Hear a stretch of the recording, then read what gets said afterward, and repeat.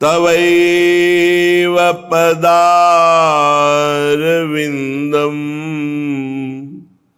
प्रेमामृतैकमकरन्द रसौघपूर्णम् हृद्यर्पितं मधुपतेः स्मरतापमुग्रम्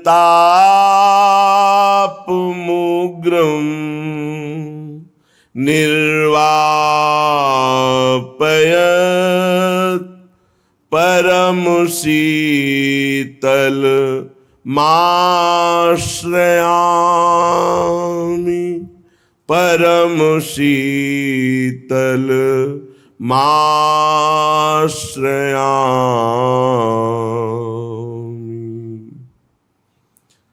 लाडली मेरी प्यारी श्यामा मेरी स्वामिनी, लाड़ भरी मुस्कात लजीली झुकी देखत निज पाए, लालच भरे लाल के लोचन ललकी रहे तहाँ छाए। युगल बदन संगम अति सुंदर पद पंकज उर लाल, लालत ललित लाडली भोरी चूमी चूमी बलिजात। श्री लाडली जी के चरणों में महावर रचना हो रही थी। लाडली जी अंतर में लालजू के चिंतन में डूबी हुई थी। अचानक श्री चरणों का स्पर्श और रचना में चंचलता दिखाई दी, तो आंख खोल के देखा कौन है, तो स्वयं लालजू महाराज हैं। लाडली जू ने देखा स्वयं लालजू महाराज अपने कर कमल से लाडली जू के श्री चरणों में महावर रचना कर रहे हैं। कैसा ये एकांतिक अद्भुत सेवा सुख है। स्वयं परमात्म तत्व हैं लालजी महाराज, आनंद सिंधु है, पर प्रेमाधीनता इतनी प्रबल है, अपने ही प्रेम स्वरूप श्री लाडली जी के श्री चरणों में महावर रचना कर रहे हैं।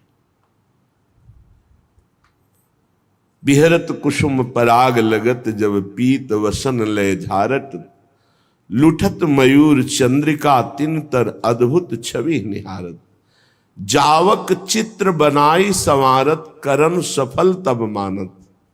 लालजू महाराज अपने कर कमल को तभी सफल मानते हैं जब प्रेम समुद्र का सार स्वरूप श्री लाडली जी के श्रीअंग की कोई भी सेवा मिल जाए, बेणी गुंथन, दर्पण दर्शन कराना या महावर रचना करना, यहां तक कि चरण चापना, चापत चरण मोहन लाल, कुंवरी राधे पलंग पौढ़ी सुंदरी नौबाल।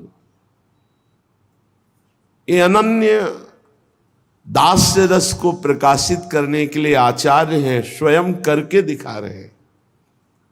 प्रेमाधीनता प्रभु में बहुत प्रबल है, अन्यत्र ऐसी प्रेमाधीनता नहीं पाई गई। यहां तक कि अपने दास की भी प्रेमाधीनता में दासता करने में आपको सकुच नहीं होता। अनंत ब्रह्मांडों के स्वामी है, अनंत शक्तियों के स्वामी है, शास्त्रों दिव्य भगवत पार्षद है, पर यह कभी नहीं सुना गया कि किसी प्रेमी महापुरुष की सेवा में श्री भगवान ने अपने पार्षद को लगा दिया। नहीं, आप स्वयं लगे। चाहे वो त्रिलोचन जी हो तो उनके यहां अंतर्यामी नाम धारण करके नौकर के रूप में प्रभु रहे। स्वयं जगन्नाथ जी महाराज नव किशोर अवस्था माधोदास बाबा की मल भरी लंगोटी धो रहे। शिखंडिया के रूप में एकनाथ जी के यहां कई वर्ष से स्वयं भगवान सेवा कर रहे। अर्जुन जी का रथ स्वयं भगवान हाँक रहे। कैसी प्रेम आधीनता हमारे प्रभु में है। यद्यपि सकल लोक चूड़ामणि, प्रीति का ऐसा स्वभाव कि दीन अपन पो माने, प्रीति की रीति रंगी लोई जाने। अनंत ब्रह्मांडों के अधिपति के पास क्या कमी। किसी एक शक्ति एक सेवा को पूर्ण कराने के लिए आदेश कर दे, सब हो जाए। लेकिन आप स्वयं पग चापूं और सेज बिछाऊं, नौकर बनूं हजाम, हाकू बैल बनो गडवारो, बिना तनख्वाह रथवान, यही तो मेरे मन में ठणी, भगत मेरे मुकुटमणि। फिर तो स्वामिनी जो प्रेम समुद्र का मूर्तिमान सार रूप है, सांद्रानंद घन प्रेम मूर्ति किशोरी। मुस्कुरा दिया किशोरी जी ने। प्रभु आपकी प्रेमाधीनता अद्भुत है।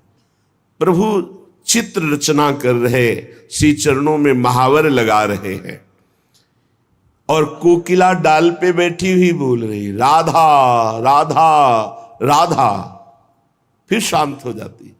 लालजू ने कोकिला से कहा बलि बलि जाऊं कोकिला तेरी,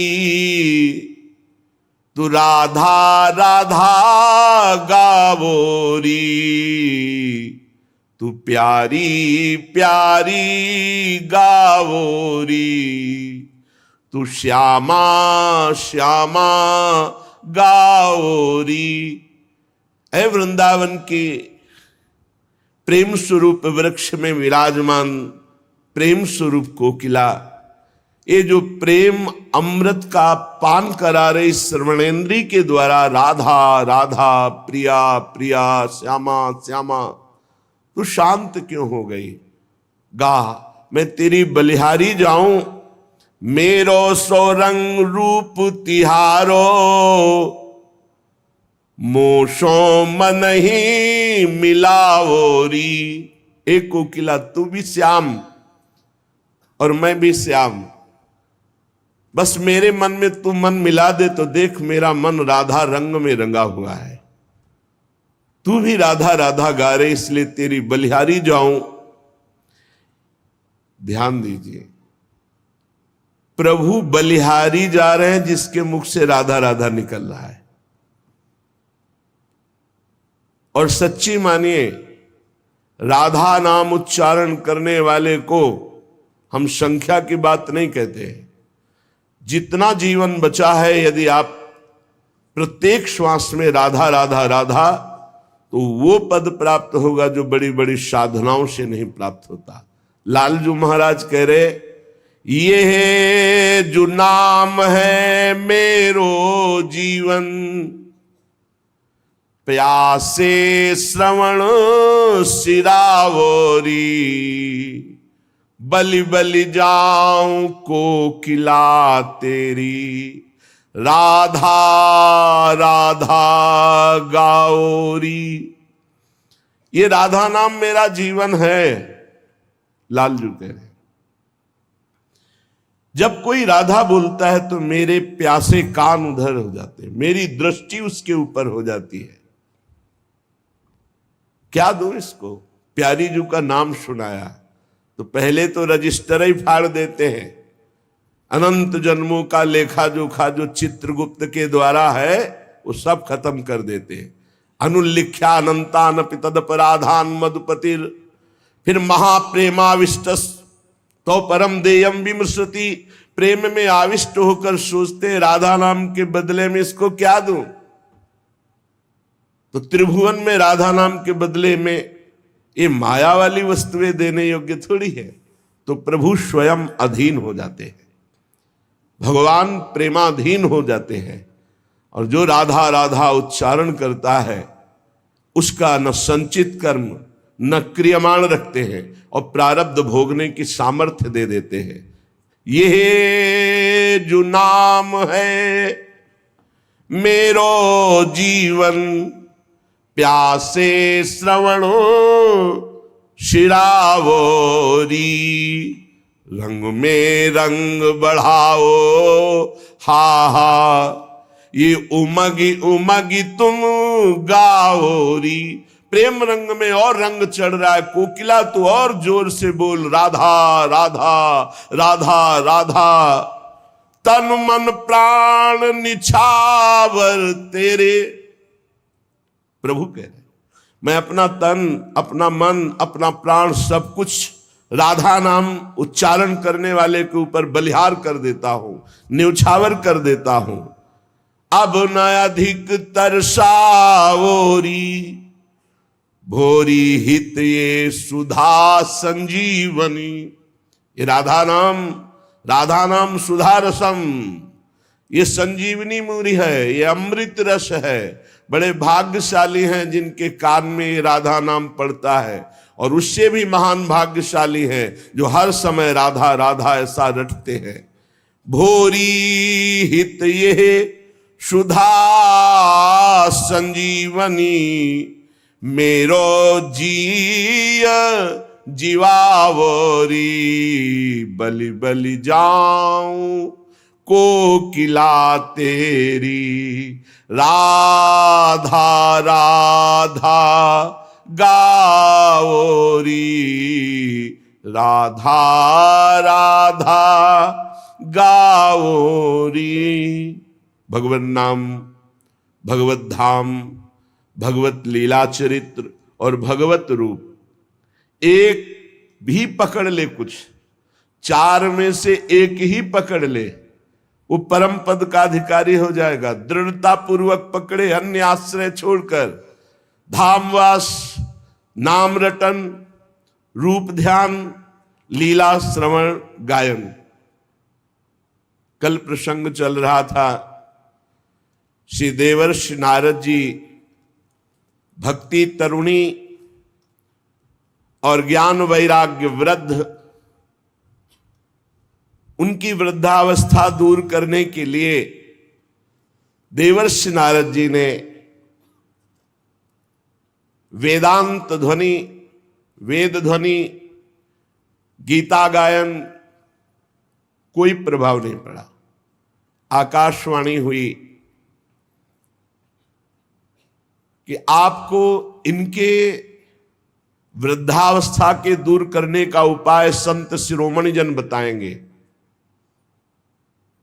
वो महान सत्कर्म का अनुष्ठान करोगे तो ये यौवन अवस्था को प्राप्त हो जाएंगे।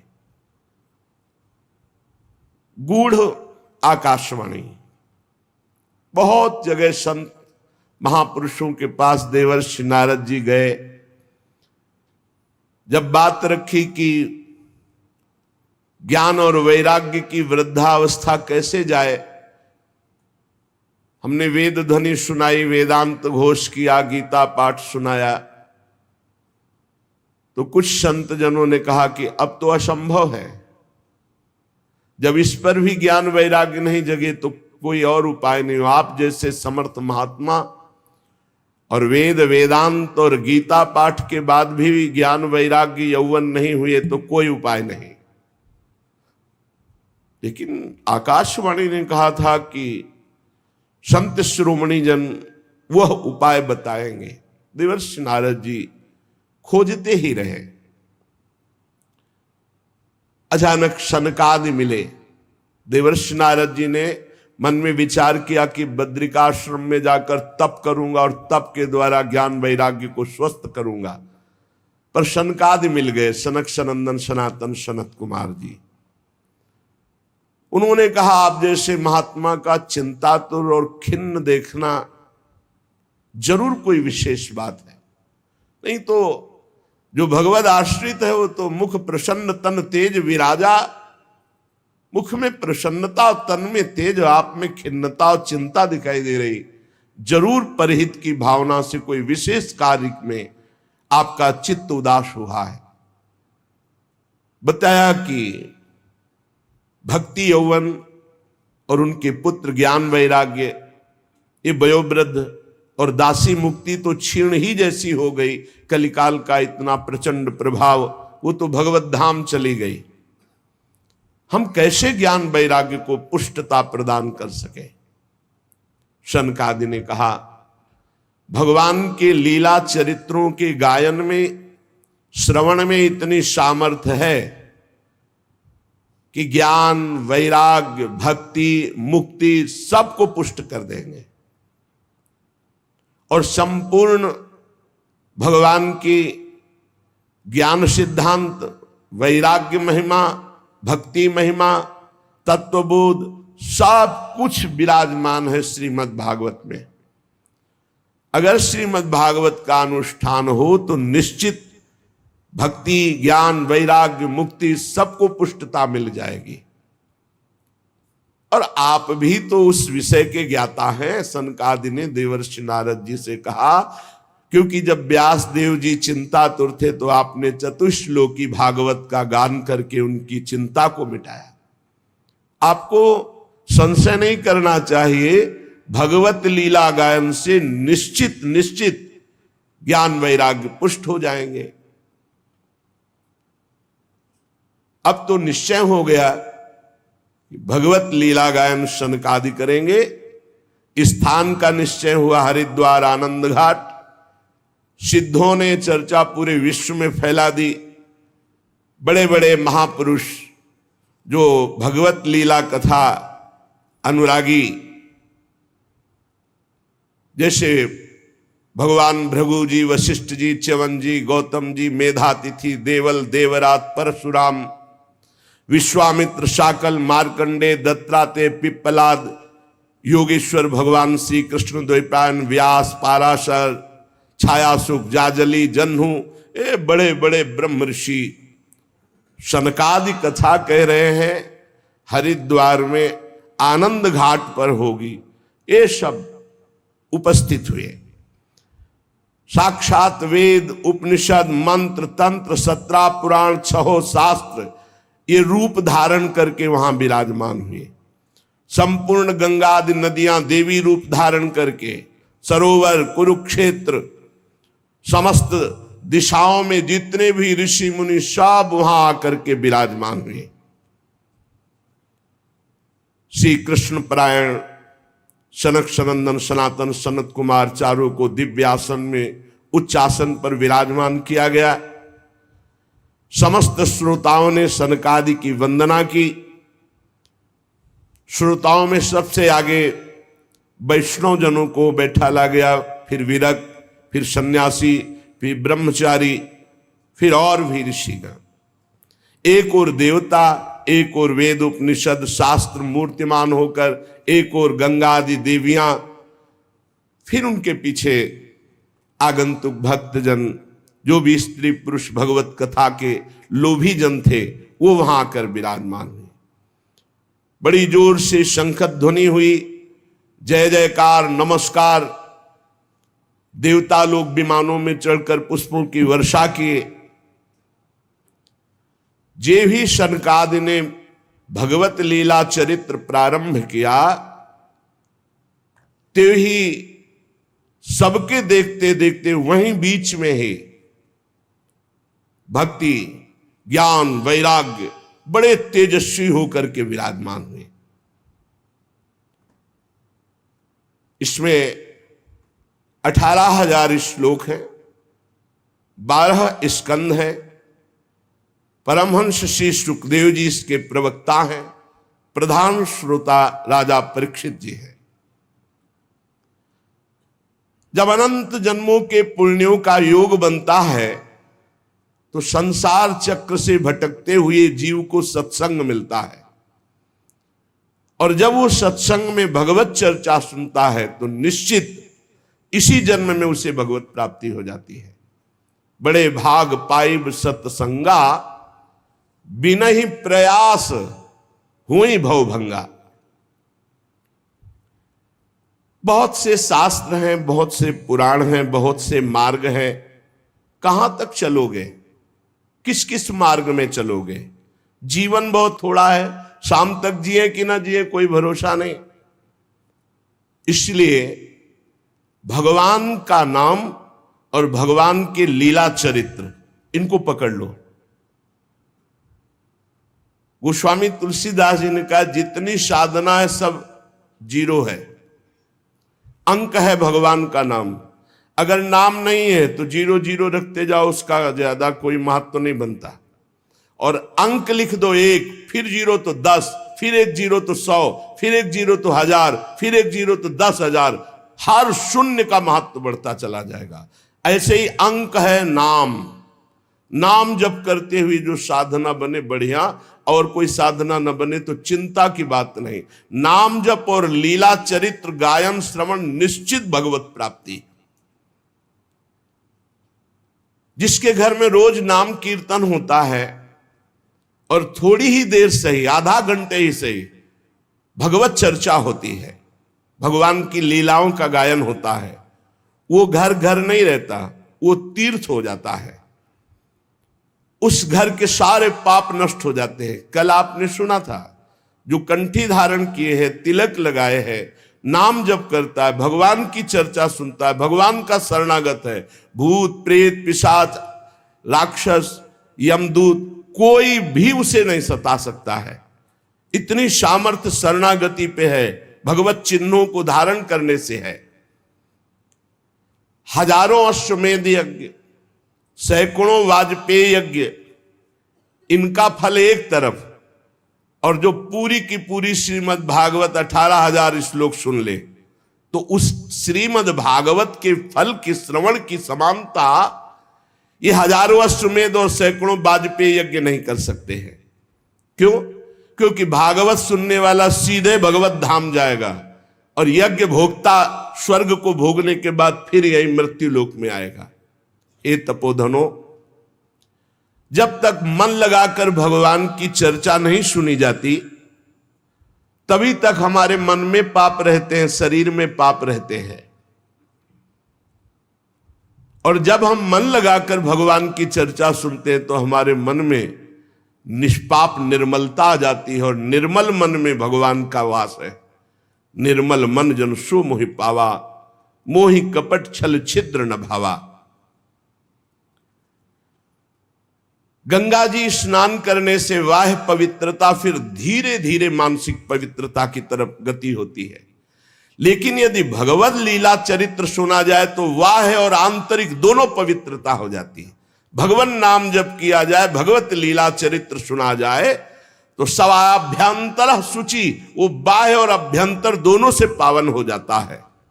इसलिए श्री कृष्ण लीला कथा अमृत की समानता न गंगा, न गया, न काशी, न पुष्कर, न प्रयाग कोई नहीं कर सकता। जिसको इसी जन्म में भगवत प्राप्ति की इच्छा है तो एक श्लोक ही सही, एक श्लोक ही गायन करे, कोई भी एक श्लोक याद कर ले।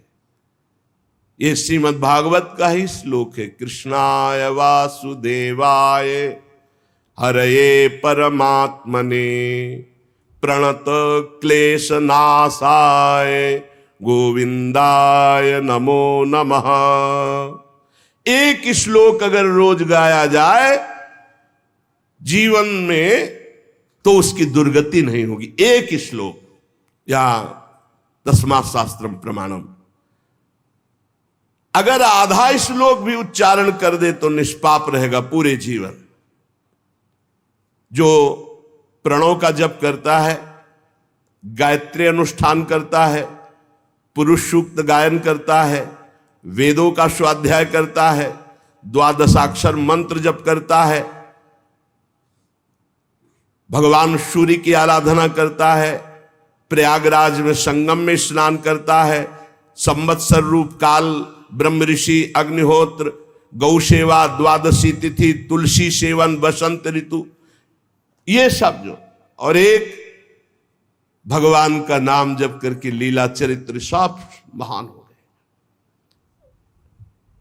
बुद्धिमान वही है कि ये जन्म हमारा व्यर्थ न जाने पावे। सनकादि कहते हैं जो पुरुष अहर्निश भगवान का नाम जप करता है, अहर्निश निरंतर महिमा है। जो अहरनिश निरंतर तैल धारावत अखंड चिंतन में चल रहा है नाम, और जहां भगवान की चर्चा होती जैसे प्यासा आदमी दौड़ के जाता है, बावरों सो रस में फिरे खोजत नेह की बात, बावरा में कहां भगवत चर्चा हो रही, और जाके वहां शांत एक चित्त होकर बैठकर भगवत चर्चा सुनता है। तो कह रहे जन्म कोटि कृतम पापम नश्यते नात्र संशया, करोड़ों जन्मों के पाप उसके नष्ट हो जाते, इसमें कोई संशय ना करे। जो नित्य भगवान की लीला कथा सुनता है, नित्य भगवान का नाम जप करता है, श्री तुलसी जी को जल चढ़ाता है, वैष्णव जनों की सेवा करता है, उसको परम पद दुर्लभ नहीं है, सुलभ है। जो पुरुष पधारने जा रहा हो, शरीर पूरा हो रहा हो, उस समय नाम कीर्तन, उस समय भगवान के लीला चरित्रों के 2-4 अध्याय गान कर दे, निश्चित वो भगवान के धाम को जाएगा, निश्चित। ये करना चाहिए। अपना कोई परिचय हो या ना हो, किसी का शरीर छूट रहा है तो नाम कीर्तन शुरू कर दो। अगर आपको आता है तो संस्कृत या हिंदी से भगवान के पावन चरित्र जो गाए गए हैं 2-4 अध्याय रास पंचाध्यायी के भगवत लीला के सुना दो, अवश्य अवश्य उसे भगवत प्राप्ति हो जाएगी। इस सनक सनंदन सनातन सनत कुमार जी कह रहे हैं। जो धनी मानी जन है, यदि वे स्वर्ण का सिंहासन बनाकर उसमें श्रीमद् भागवत ग्रंथ विराजमान करके किसी वैष्णव को दान कर दे तो उन्हें भगवान का सायुज्य मोक्ष प्राप्त होता है, सायुज्य पदवी प्राप्त होती है। जिस दुष्ट ने अपनी सारी आयु में कभी ना नाम जप किया है, न कभी लीला कथा सुनी, कोई भागवतिक कार्य नहीं किया, तो उसका जीवन व्यर्थ चला गया। संसार के भोगों का बोझा ढोते हुए, भोगों को भोगते हुए उसका व्यर्थ जीवन गया। व्यर्थ में माता ने प्रसव किया, उसका यहां मृत्यु लोक में मानव शरीर धारण करना व्यर्थ हो गया। वो मुर्दा है जो भगवान का नाम जप नहीं करता, वो मुर्दा है जो भगवान की लीला कथा नहीं सुनता। वो भार स्वरूप है पृथ्वी में, पशु तुल्य है, धिक्कार है। सनकादि जन कह रहे धिक्तम नरम पशु समम भूय भार रूपमेवं वदंति दिव्य देव समाज मुख्या। संत समाज, देव समाज ऐसों का त्याग कर देते, धिक्कार कर देते हैं, जो न नाम जप करते हैं, न भगवत आचरण करते हैं, न भगवत लीला कथा सुनते हैं। संसार में सब कुछ सुलभ हो सकता है, पर संत समागम बहुत कठिन है। संत समागम, भगवत प्रेमी महात्मा का मिलना, महत्संगस्तु सुदुर्लभ हो। करोड़ों जन्मों के जब पुण्य एकत्रित होते हैं, तब भगवत प्रेमी महात्मा का सानिध्य और उनके श्रीमुख से सिद्धांत और भगवत चर्चा सुनने को मिलती है। नारद जी, आप बड़े ही महान योग निधि महात्मा है, क्योंकि आपने जगत कल्याण के लिए ज्ञान वैराग्य को पुष्ट करने के लिए प्रयत्न किया।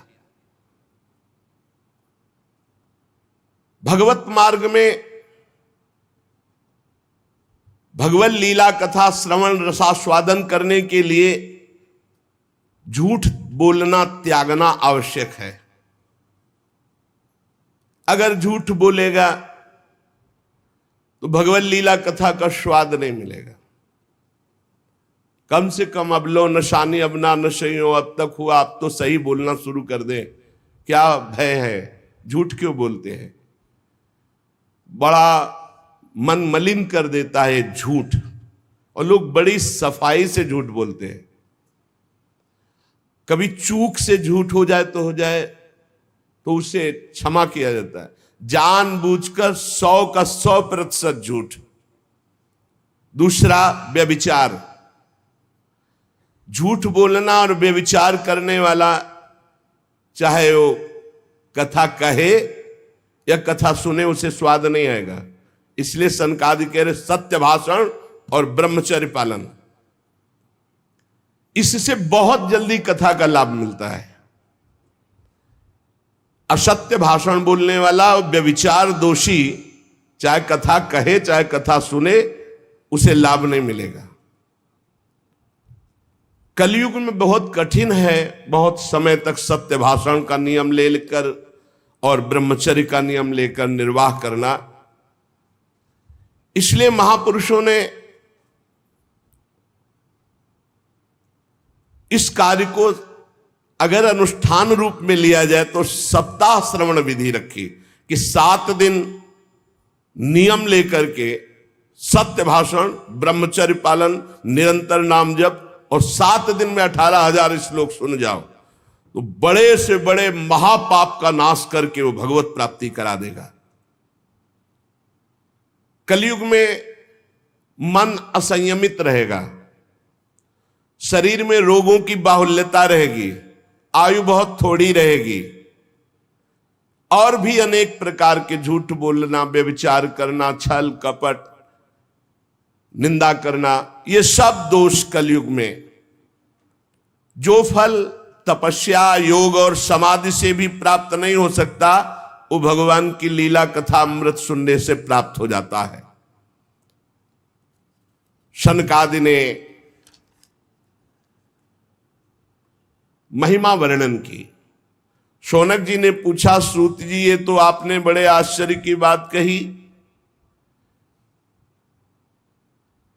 इस श्रीमद् भागवत में ब्रह्मा जी के भी आदि कारण प्रभु श्री हरि का निरूपण किया गया है, परंतु ये मोक्ष की प्राप्ति में ज्ञानादि सभी साधनों से बढ़कर के है, ऐसा सनकादि जी ने कहा। सूत जी ने कहा, शौनक जी इसका एक गुप्त रहस्य है। जब भगवान श्री कृष्ण इस धराधाम को छोड़कर अपने परम धाम को जाने लगे, तब उनके मुखारविंद से 11 स्कंद का ज्ञानोपदेश सुनकर के उद्धव जी ने पूछा। उद्धव जी ने कहा, गोविंद अब तो मुझे दिखाई दे रहा है कि आप अपना कार्य पूर्ण करके परम धाम को पधारना चाहते हैं।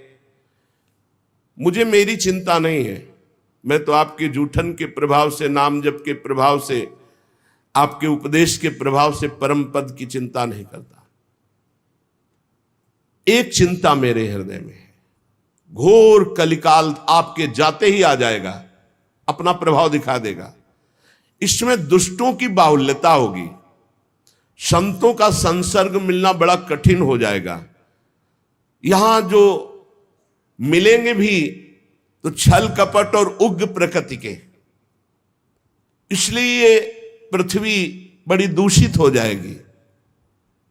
कमल नयन, आप जा रहे हैं, फिर यहां कल्याण कैसे होगा, सबका मंगल कैसे होगा? साधुओं पर आपका बहुत प्रेम है, इसलिए हमारी प्रार्थना है कि यहां से आप मत जाइए। भगवान आपका ही एक निराकार रूप है, आप ही चिदानंद रूप है, आपने हम भक्तों के लिए रूप धारण किया, इसलिए आप मत जाइए। आपके जाते ही कलयुग इतना तांडव फैला देगा, सब पापाचरण में रत होने लगेंगे। इसलिए प्रभु हम मेरी प्रार्थना पर विचार कीजिए। प्रभास क्षेत्र में उद्धव जी के वचन सुनकर भगवान ने उद्धव जी की बात पर विचार किया और भगवान अंतर्ध्यान हुए और श्रीमद् भागवत में विराजमान हो गए। भागवत में देखते देखते उद्धव जी के श्रीमद् भागवत के अक्षरों में प्रवेश कर गए और आवाज हुई कि आज से श्रीमद् भागवत को मेरा साक्षात वांग्मय स्वरूप समझो। मैं अपनी संपूर्ण ज्ञान वैराग भक्ति शक्तियों के साथ श्रीमद् भागवत के अक्षरों में विराजमान हूं। इसलिए ये श्रीमद् भागवत साक्षात कृष्णमयी है, कृष्ण मूर्ति है। जो भागवत का दर्शन करेगा, भागवत को सुनेगा, उसके समस्त पाप नष्ट हो जाएंगे और निश्चित वो भगवत प्राप्ति करेगा। कलयुग में तो अन्य साधनों को बहुत बुरी तरह मलिनता में भर दिया कलयुग ने। इस कलिकाल में कोई ऐसा धर्म नहीं बचा जिसे कलयुग ने ग्रस्त ना लिया हो, और कोई ऐसा मनुष्य नहीं बचा जो दुख, दरिद्रता, दुर्भाग्य, चिंता, शोक इनमें डूब न रहा हो। दुख, दरिद्रता, दुर्भाग्य, चिंता, शोक डूब न रहा हो। कोई ऐसा नहीं दिखाई दे रहा जो काम क्रोध पर विजय प्राप्त कर सके। तो इस भगवान की माया से पीछा छुड़ाना बड़ा कठिन है। इसीलिए भगवान अपनी संपूर्ण शक्ति के साथ श्रीमद् भागवत में विराजमान हो गए। जो भगवान की चर्चा सुनेगा निश्चित माया मुक्त हो जाएगा। सूत जी कहते, शौनक जी, जिस समय सनकादि मुनीश्वर इस प्रकार भगवत चर्चा की महिमा बखान रहे थे, उसी समय तरुणावस्था को प्राप्त ज्ञान और वैराग्य और भक्ति ही श्रुतौ तौ तरुणौ गृहीत्वा प्रेमैक रूपा सहसा विरासीत। श्री कृष्ण गोविंद हरे मुरारे नाथेति नामानि मुहुर्वदन्ति। सभा के बीच में ज्ञान, भक्ति, वैराग्य प्रकट हो गए और जोर जोर से गाने लगे। अपने लोग भी 2-4 बार गाते हैं। ओ श्री कृष्ण गोविंद हरे मुरारे, हे नाथ नारायण वासुदेव।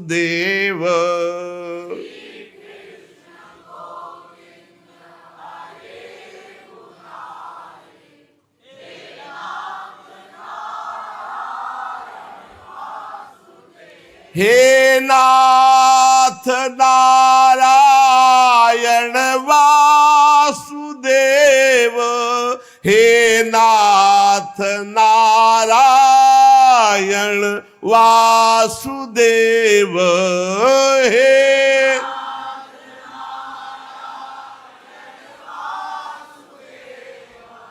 हे नाथ नारायण सुदेव।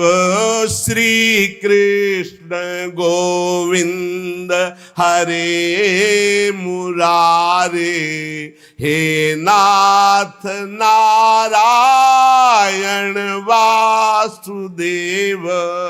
श्री कृष्ण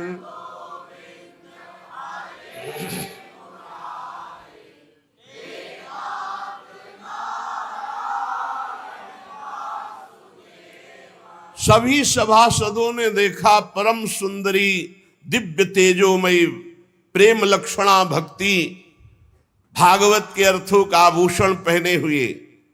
सब मुनिजन आश्चर्य हो, यह ऐसा तेजमय स्वरूप ज्ञान वैराग्य भक्ति का। तब सनकादि ने कहा, आश्चर्य मत करो, ये भक्ति देवी अभी अभी श्रीमद् भागवत की महिमा से प्रकाशित होकर के तरुण अवस्था को प्राप्त ज्ञान वैराग्य के साथ प्रकट हुई है। अपने पुत्रों सहित विनम्र होकर के भक्ति जी ने सनत कुमार जी से कहा। भक्ति बोली, मैं तो कलयुग में नष्ट प्राय हो गई, पर आपने भगवान की लीला कथा अमृत से मुझे पुष्ट कर दिया। अब आप आदेश कीजिए मैं कहां रहूं।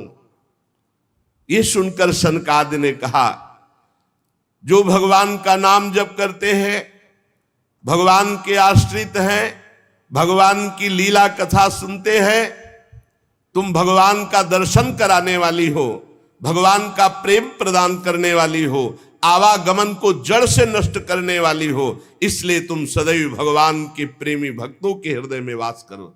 जो नाम प्रेमी, रूप प्रेमी, लीला प्रेमी, धाम प्रेमी, सदैव तुम उनके हृदय में वास करो। ज्ञान वैराग्य और भक्ति, ये कलयुग भले किसी को दूषित कर दे, लेकिन जिसके हृदय में हे भक्ति महारानी तुम ज्ञान वैराग्य के साथ विराजमान रहोगी, ये दृष्टि भी नहीं डाल सकता उन पुरुषों पर। उन उपासकों पर दृष्टि भी नहीं डाल सकता जिसके हृदय में भक्ति महारानी ज्ञान वैराग्य के साथ विराजमान है। कहां विराजमान? जो नाम जापक है, लीला चरित्र गायन श्रवण करता है, भगवद आश्रित है, उसके हृदय में सनक सनंदन सनातन सनत कुमार जी ने कहा कि आप ज्ञान वैराग्य सहित भक्ति विराजमान हो। भक्ति ने जे ही आज्ञा पाई तो जितने कथा में विराजमान थे सबके हृदय में विराजमान हो गए। सकल भुवन मध्य निर्धनास्ते धन्या निवसति हृदय साम श्री हरेर भक्ति रेखा हरिरपि निज लोकम सर्वथा तो विहाय प्रविशति हृदय साम भक्ति सूत्रोपनद्धा। इस जगत में भले धनवान वो नहीं है, लेकिन उनके हृदय में भगवान की भक्ति विराजमान है। तो सकल भुवन मध्य निर्धनास्ते धन्या, धन नहीं है पर भक्ति विराजमान है, तो बोले तीनों लोकों में वो सबसे बड़ा धन्यवाद का पात्र बन गया, क्योंकि भक्ति की डोरी से खींचकर भगवान परम धाम छोड़कर उसके हृदय में प्रकाशित हो जाएंगे। भूलोक में भगवत प्राप्ति का साक्षात उपाय बिना परिश्रम के, बिना श्रम के परम पद पहुंच जाना, ये भगवत लीला चरित्र गायन श्रवण बैठा ले दिमाग में। खूब लीला चरित्र गायन श्रवण, निश्चित भगवत प्राप्ति। जिस समय भक्ति महारानी नृत्य कर रही, ज्ञान वैराग्य नृत्य कर रहे, पूरे सभा में श्री कृष्ण गोविंद हरे मुरारे हे नाथ नारायण वासुदेव, ये कीर्तन हो रहा। उसी समय अथ वैष्णव चित्तेषु दृष्ट्वा भक्ति मलौकिकी निज लोकम परित्यज्य भगवान भक्त वत्सलः बनमाली घनश्याम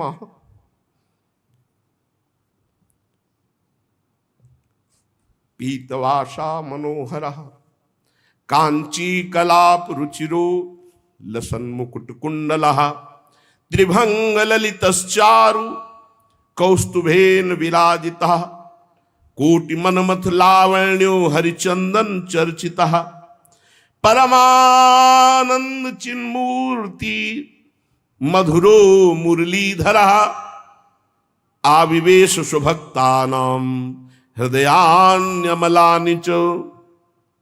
उसी समय देखा कि सबके बीच में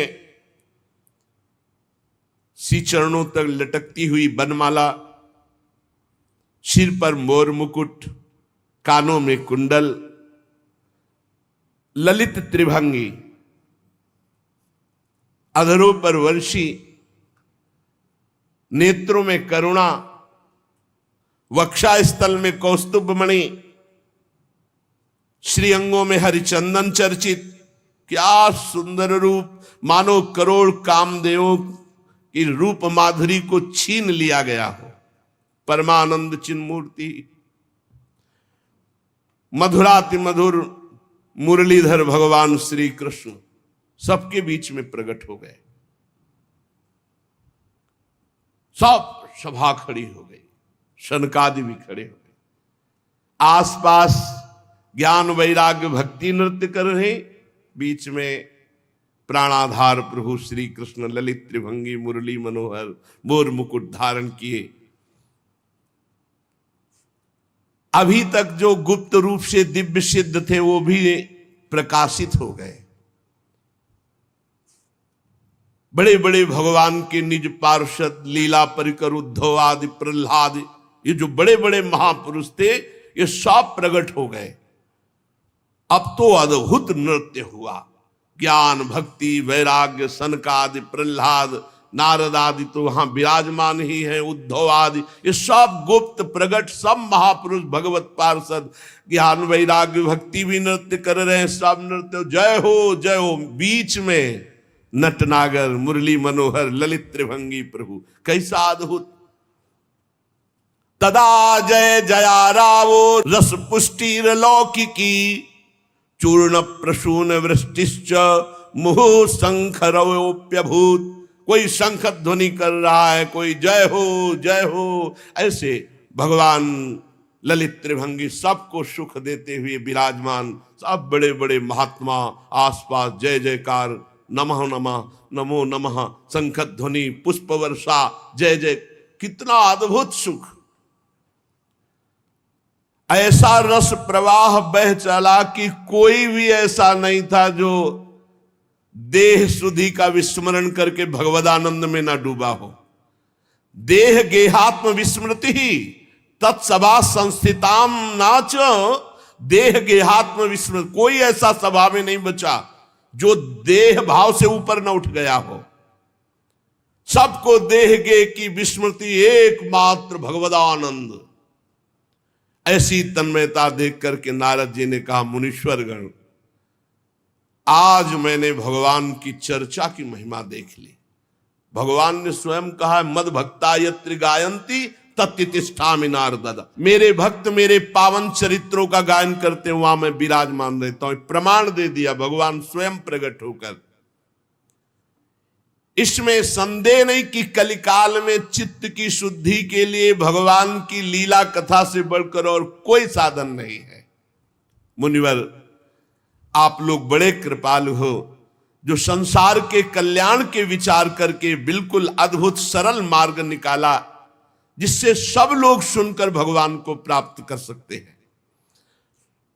सनक आदि ने कहा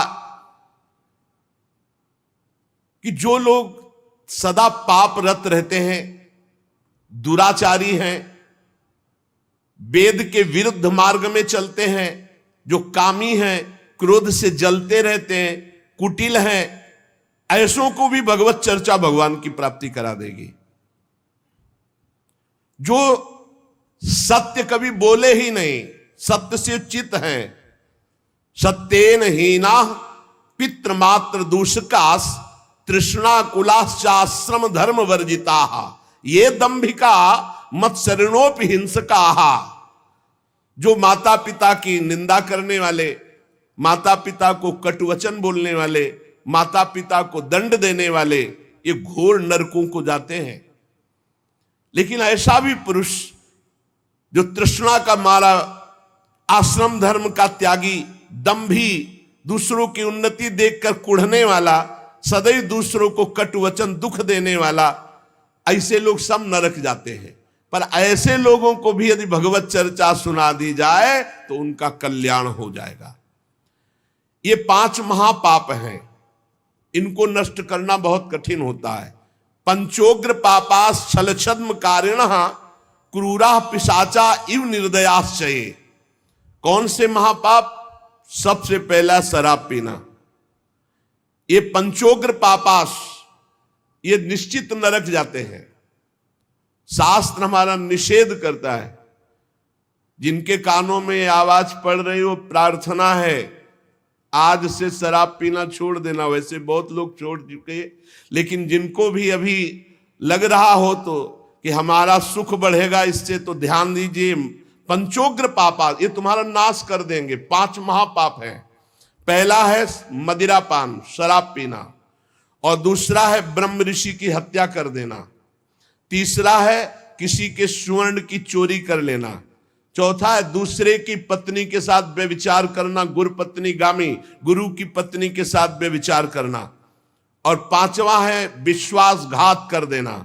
ये 5 महापाप हैं जिनको नरक में भोगने पर भी वो पूर्ण सफाई नहीं होती, फिर यहां दुर्गति योनियों को प्राप्त होते हैं जहां महान कष्ट मिलता है।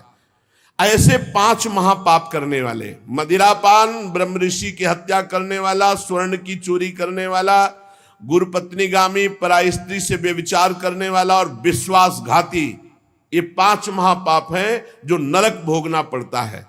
छल छद्म परायण क्रूर पिशाचों के समान निर्दयी, जो ब्रह्म ऋषियों के धन को छीन करके पुष्ट होते हैं, ऐसे व्यभिचारी, ऐसे लोगों को भी यदि भगवान की चर्चा सुनने को मिल जाए तो पावन हो सकते हैं।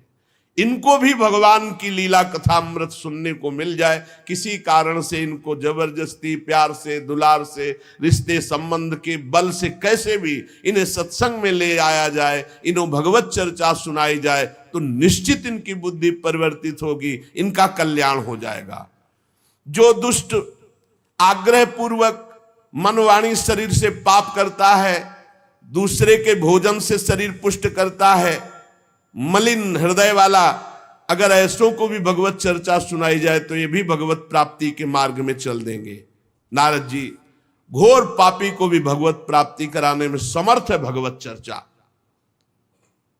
नारद जी ने कहा इसका कोई उदाहरण दिया जाए तो ज्यादा समझ में आ जाए, तो उनका हम तुम्हें एक प्राचीन इतिहास सुनाते हैं। पूर्व काल में तुंगभद्रा नदी के तट पर एक अनुपम नगर बसा हुआ था। उसमें सभी वर्णों के लोग अपने अपने धर्माचरण करते, सत्य में तत्पर रहते थे। उस नगर में समस्त वेदों का ज्ञाता, श्रौत स्मार्त कर्मों में निपुण एक ब्राह्मण रहते थे जिनका नाम था आत्मदेव। तेज तो ऐसा था मानो दूसरे सूर्य भगवान ही हो। ब्राह्मण तेजस्वी, वैदज्ञ, सत्कर्म अनुष्ठान करने वाला, और कभी उसके दरवाजे से कोई भिक्षुक वापस नहीं लौटा। इतना उदार हृदय वाला, देगा ही कुछ न कुछ। पर पूर्व प्रारब्ध के अनुसार उनकी जो पत्नी थी उनका नाम था धुंधुली। पति का नाम आत्मदेव और पत्नी का नाम धुंधुली था।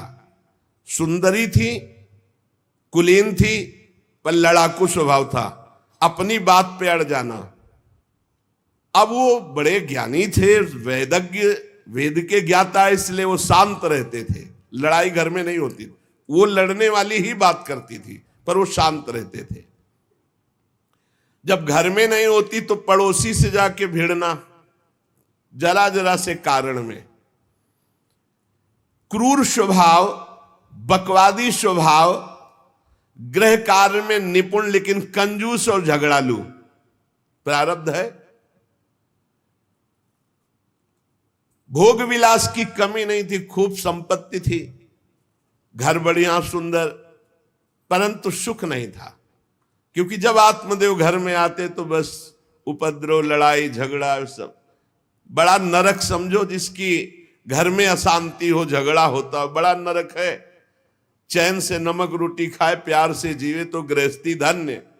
और खूब बढ़िया सब व्यवस्थाएं हैं, पर कलह, अशांति, मन नहीं मिल रहा एक दूसरे, ये बहुत धीरे धीरे अवस्था डल गई। कोई संतान ही नहीं हुई। बड़े बड़े पुण्य कर्म किए, खूब दान पुण्य किया, लेकिन संतान नहीं हुई। अब वो ब्राह्मण बड़े चिंतातुर हुए आत्मदेव की, जिसके संतान न हो तो फिर उसको पिंडदान कौन करेगा। गृहस्थी में विचार होता, कुल परंपरागत चलाने वाला तो कोई होना चाहिए। अब वो बड़े चिंतातुर हुए, हर उपाय करके हार गए थे। तो एक दिन उनके मन में आया कि एकांत जंगल में चलते हैं और अपने प्राणों को त्याग देते हैं। क्योंकि घर में जाओ तो कलह है, ना कोई संतान है। अब क्या सब कुछ करके देख लिया, बुढ़ापा आ रहा है, पुत्र तो हुआ नहीं, तो कम से कम पुत्र होता तो कुल परंपरा चलाने, अब क्या। वो ऐसी भावना में थे कि जीवन व्यर्थ है, जंगल को चल दिए। उधर एक सरोवर में प्यास बुझाने के लिए एक महान संत आ रहे थे।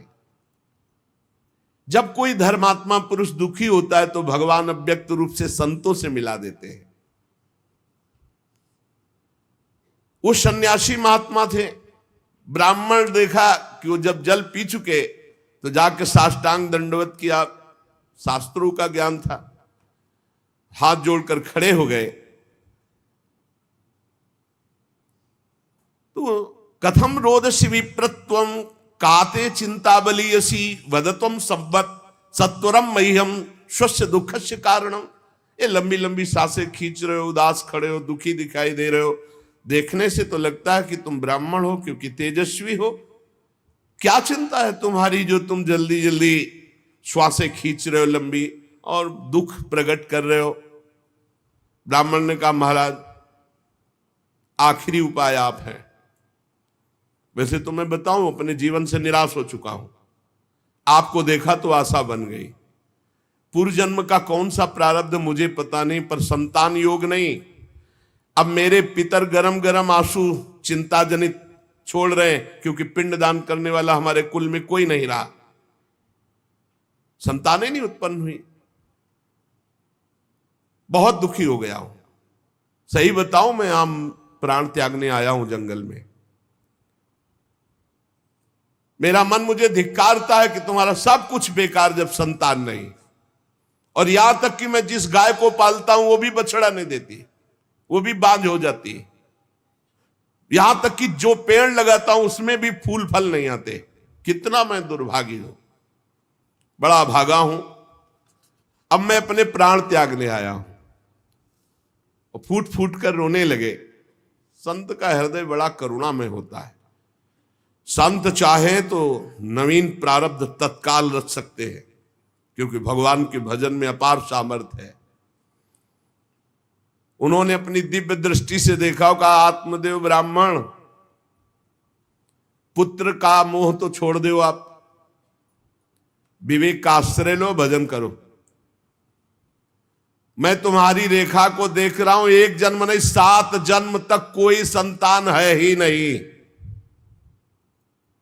देखो संतान के पीछे मत पड़ो।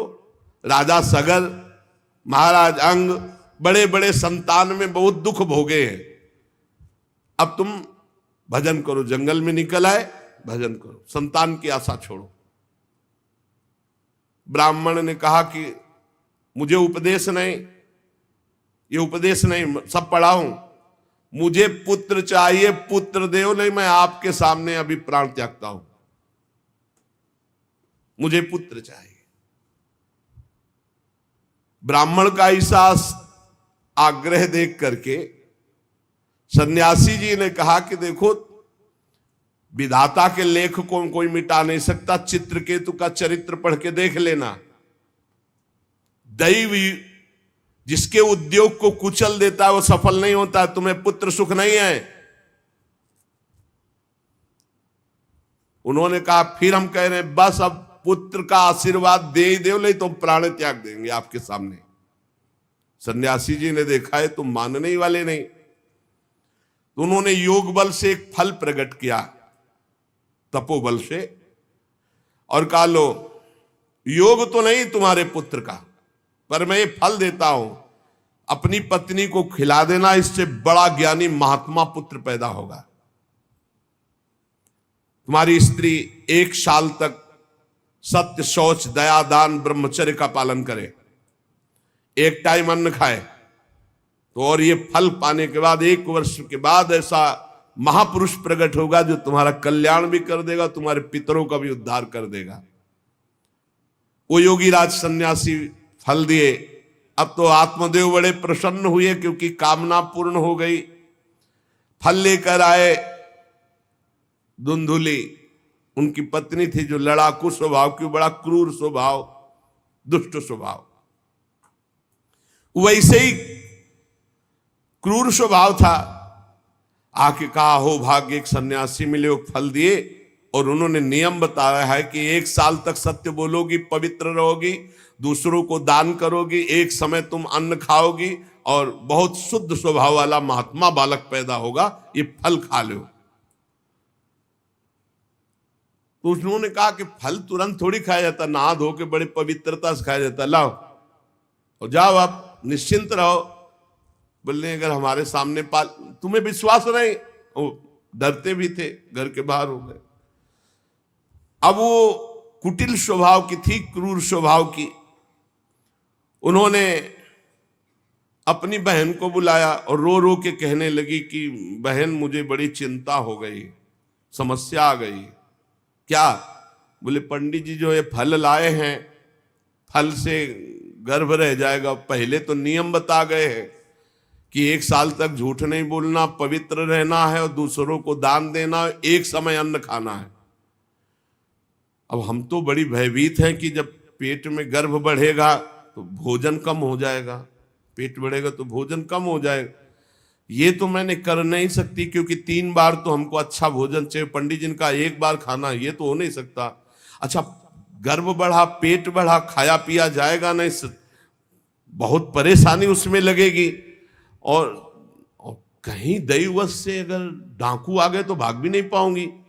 चलो डाकू ना आए, कहीं आग लग गई घर में, तब तो हम जल के मरी जाएंगे, क्योंकि गर्भ पेट में, ये तो हमसे नहीं। और फिर गर्भ निकलते समय सुना बहुत कष्ट होता है, ये सब हमसे नहीं होने वाला। देखो, एक क्रूर स्वभाव की नकारात्मक सोच। और कहीं प्रसव काल में गर्भ टेढ़ा हो गया तो हम तो मरी जाएंगे, ये तो हमसे नहीं होगा। अगर गर्भ हमारा बड़ा होने लगा और घर में ननद आ गई तो सब माल मता समेटती रहेगी, हम तो कुछ लड़ ही नहीं पाएंगे, क्योंकि लड़ने लायक नहीं रहेंगी। ये सब विचार करके उसका, ये सब हमसे नहीं होने वाला। तो उनकी बहन ने कहा, सोच क्यों करती हो? ठीक इसी समय हमें अनुभव हुआ है 2-4 दिन में, इसी महीने में, कि हमारे पेट में है, तुम हमारे पति को धन दे देना और गर्भवती का नाटक करो, और जब हमारे बच्चा होगा हम तुम्हारे यहाँ पहुंचा देंगे, और हम अपने यहाँ शोरगुल कर देंगे कि बच्चा मर गया, कौन देखने आता है, और पति को पैसा दे देना। हाँ, ये तो बढ़िया बात रही, बढ़िया विधान बन गया, जैसे को तैसे मिले तो बढ़िया विधान बन गया। तू गर्भवती का नाटक कर आज से कि फल पा लिया और मैं गर्भवती हो गई, मैं अपने बालक को मरा घोषित कर दूंगी, और ये जो फल लाए हैं इसकी परीक्षा के लिए जो गऊ है उसको पवा दो। जैसा उनकी बहन ने कहा था वैसे धुंधुली ने सब कर दिया। देख लो, कहा था स्वामी जी ने तुम्हारे 7 जन्म बालक नहीं, तो देखो बुद्धि कैसी खराब हुई, गाय को पवा दिया। अब जब उसकी बहन के पुत्र हुआ तब तक वो कपड़ा वपड़ा पेट में लगा के नाटक करती रही होगी कि हमारे गर्भ है। फिर एकदम घोषणा कर दी जब वो पुत्र रातों रात पहुंच गया कि हमारे संतान हो गई। उसके पिता को अच्छा धन दे दिया, वो धुंधुली को ला करके बहन का बेटा दे दिया। आत्मदेव तो बहुत आनंद हो गए, जान न जाए नारी गति भाई, उनको क्या पता कि घर में क्या रहस्य हुआ। वो तो बहुत सुखी हो गए कि संत भगवान के द्वारा दिए हुए फल से हमारे पुत्र हो गया। बड़ा आनंद, बड़ा उत्सव मनाया, बालक के जात कर्म संस्कार कराए, खूब दान पुण्य किया, मांगलिक कृत्य किए। धुंधुली ने अपने पति से कहा कि पता नहीं क्या कारण मेरे वक्षा स्थल में दूध तो है नहीं, और अभी नया बालक है, बिना मां के दूध के जीवित नहीं रहेगा, तो हमारी बहन के बालक हुआ था पधार गया है, उसको बुला ले क्या? अरे उन्होंने कहा बिल्कुल बुलाओ, हम और पैसे देंगे, स्वागत करेंगे, हमारा बच्चा पुष्ट होना चाहिए। बहुत बुद्धि लगाते हैं क्रूर स्वभाव के लोग, कैसा एकदम फिट कर लिया विधान। अब उसको बुला लिया बालक का पालन पोषण करने के लिए पैसे के बाद, और वो असली मां तो वही है ही है। पुत्र की रक्षा के लिए जो जो कहा आत्मदेव ने वो सब स्वीकार कर लिया। 3 महीने इस बालक के व्यतीत होने के बाद, उन्होंने कहा था 1 साल बाद होगा, 3 महीने व्यतीत होने के बाद गौ के बच्चा हुआ मनुष्याकार, केवल कान गौ के, पूरा मनुष्याकार, सर्वांग सुंदर, दिव्य तेजों में स्वर्ण की सी कांति, क्योंकि वो योगी के तप का। ब्राह्मण देवता नाच पड़े कि भगवान जब दिए तो कितना आनंद, घर में भी बच्चा और गौ के भी बच्चा ही हुआ। खूब संस्कार करके मंगलदान, बड़े प्रसन्न हैं। सब लोग कहते हैं आत्मदेव का देखो कैसा भाग्य बदला कि घर में भी पुत्र हुआ, गौ के भी पुत्र हुआ, बछड़ा नहीं, केवल कान भर। कैसे आश्चर्य की बात, दिव्य बालक उत्पन्न हुआ। पर इस गुप्त रहस्य का किसी को पता नहीं। आत्मदेव ने देखा कि बालक पूरा मनुष्याकार, केवल कान, गाय के तो नाम रखा गोकर्ण। और धुंधुली ने किसी शास्त्रीय पद्धति से नहीं, अपनी पद्धति से। हमारा नाम धुंधुली तो हमारे लड़के का नाम होगा धुंधकारी, उसका नाम रखा धुंधकारी। कुछ काल व्यतीत हुआ, दोनों जवान होने लगे। गोकर्ण में पूर्ण वैदिक सिद्धांत, धर्म पूर्वक, बड़े ज्ञानी महात्मा, और धुंधकारी पूर्ण दुष्ट। शौचाचार का तो नाम भी नहीं था पवित्रता का धुंधकारी में। खान पान पशुओं वाला, क्रोध नाक में चढ़ा, गंदी वस्तुओं से प्यार करने वाला, बहुत ही गंदा स्वभाव। चोरी बचपन से, द्वेष, पीट देना, लड़ाई करना, ये उसका चलते स्वभाव। दूसरों के खेती में आग लगा देना, घरों में आग लगा देना, गौशाला में आग लगा देना। जैसे किसी का बालक खेल रहा है, आसपास देखा कोई, उठाया कुएं में फेंक दिया। बड़ा दुष्ट स्वभाव। और बड़ा हुआ हिंसक स्वभाव, अस्त्र शस्त्र धारण करके। जैसे कोई अंधा जा रहा है तो आओ बाबा तुम्हें रास्ता बता दो, कुएं में जाके ढकेल देता है। बहुत ही गंदा स्वभाव, दुष्ट स्वभाव। अब वो शिकार करने लगा पशुओं का और मांस खाने लगा। जहां आत्मदेव कितनी पवित्रता से, वहां दुष्ट कितना। अब धीरे धीरे व्यभिचार करने लगा, वैश्याओं से संपर्क रखने लगा। संपत्ति थी ही, सारी संपत्ति वैश्याओं को। एक दिन पिता ने कहा आत्मदेव ने कि तुम्हारे आचरण इतने आसुरी प्रभाव के, हमें लगता है कि तुम हमारा सर्वनाश करने के लिए प्रकट, ये क्यों करते हो? तो खूब गिरा गिरा के मारा आत्मदेव को। सन्यासी की बात अब याद आई कि तुम्हारे भाग्य में पुत्र सुख नहीं है। खूब मारा आत्मदेव को। जब इतनी जोर से मार रहा था तो थोड़ी तो दया आई कि पति है, बचा ले। तो धुंधुली गई, तो फिर धुंधुली की दम जम के पिटाई की।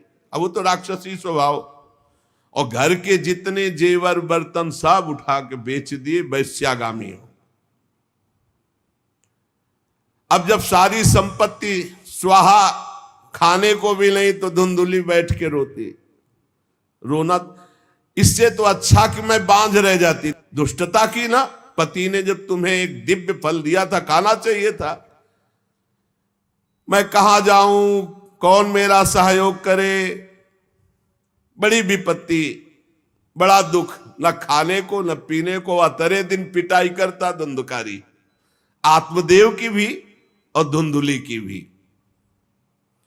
पिता बैठ के रो रहे थे। मैं सन्यासी की बात मान जाता तो गोकर्ण जी आए और उन्होंने कहा पिताजी, आप जैसे विद्वान पुरुष को ऐसा शोक करना उचित नहीं।